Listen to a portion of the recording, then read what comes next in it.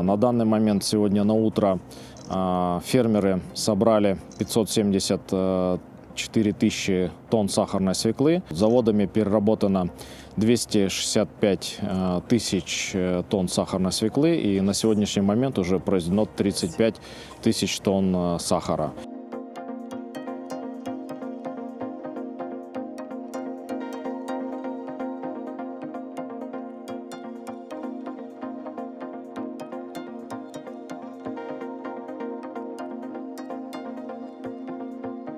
Мы начали принимать сахарную свеклу с 13 сентября. На сегодняшний день мы приняли уже 361 тысячу тонн. Планируем принять где-то 450 тысяч тонн.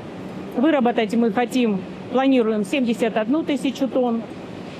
Дегистия у нас сегодня пока не важная, потому что перерабатываем мы сахарную свеклу, которая принята в начале сезона. По сравнению с прошлым годом объемы сахарной свеклы увеличились.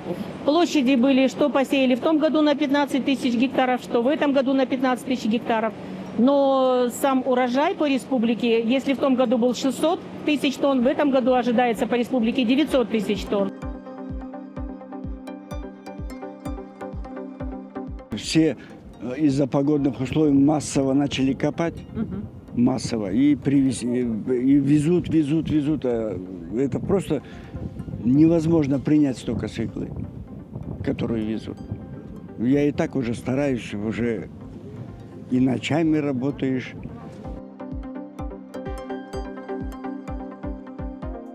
Да, она рентабельная, но в то же время очень и денежно затратная, финансово, и трудозатратная, эмоционально также, потому что постоянно как посеял, так до самой уборки переживаешь.